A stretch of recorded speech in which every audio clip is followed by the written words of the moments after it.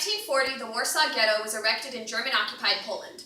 The ghetto had an area size equivalent to that of New York City's Central Park, just 1.3 square miles.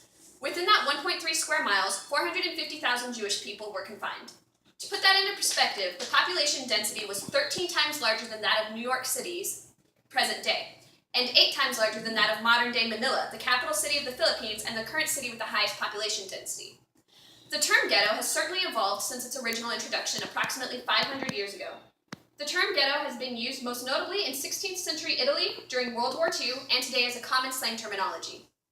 To better understand the evolution of the term ghetto, we will examine its usage during 16th century Italy, World War II, and as the slang term it is most commonly associated with today by younger generations. The official origin of the term ghetto is unknown. The word has many possible derivatives, ranging from Hebrew to Latin, Italian to Yiddish. One of the most commonly cited terms is the Hebrew noun get, a term meaning a bill or letter of divorce. The unifying theme of separation makes this theory plausible, though it is not officially recognized as the origin. Another oft-theorized term, the Italian word borghetto, or little town, also poses as a rather plausible origin for the term ghetto, with the term even making up most of the word. Although there is no officially accepted origin of the term, it is commonly accepted to mean a sector or section of the city where the Jewish inhabitants were to live and conduct business in Italy.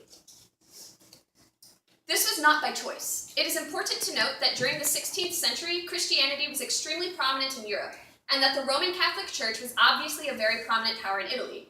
During this time, Europeans of Jewish faith faced religious persecution and had been forced from England and other countries. The first documented ghetto was created in March of 1516 in Venice, Italy.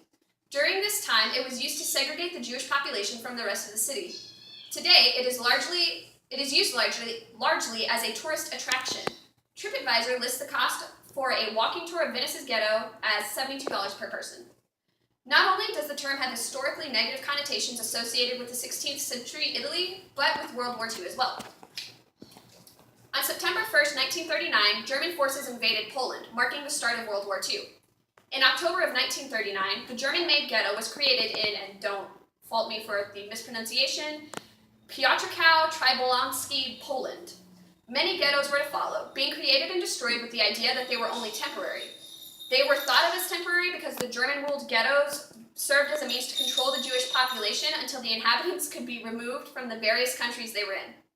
Infamously, popular methods of removal included sending the inhabitants to death camps, concentration or labor camps, and initiating quote-unquote mass exterminations within the ghettos themselves. Some ghettos, such as the Warsaw Ghetto, experienced uprisings and revolts.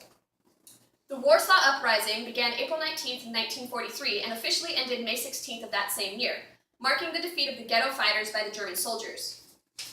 Even though it ended in defeat, this uprising inspired multiple others across Europe. The conditions inside the ghettos were atrocious, with human waste and garbage littering the streets. Residents were starved, deprived of power and proper heating, and tens of thousands succumbed to illness and disease. The use of the term historically has been extremely dark and negative, with a similar negativity being carried forward into today's use. The Urban Dictionary defines the term ghetto as an impoverished, neglected, or otherwise disadvantaged residential area of a city, usually troubled by a disproportionately large amount of crime, as well as people that are loud, litter, smoke, and loiter.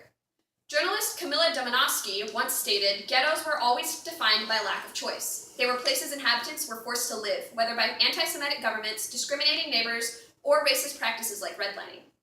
If one were to walk the halls of the local high schools, they would hear the term thrown about as an insult and a joke."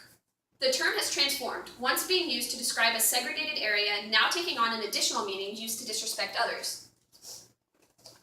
By learning about the origins of the word ghetto through its introduction in Italy, its use during World War II, and its use today, we have come to better understand the history and meaning of the term. We can now see that ghetto is a term historically used to describe horrific conditions fellow human beings were once confined to, as well as a term that many use today. The term truly has evolved within the past 5 centuries, and it is up to this generation to decide, based off of the etymology and historical associations of the term, if ghetto is truly a word they wish to use to describe a person, place, or object.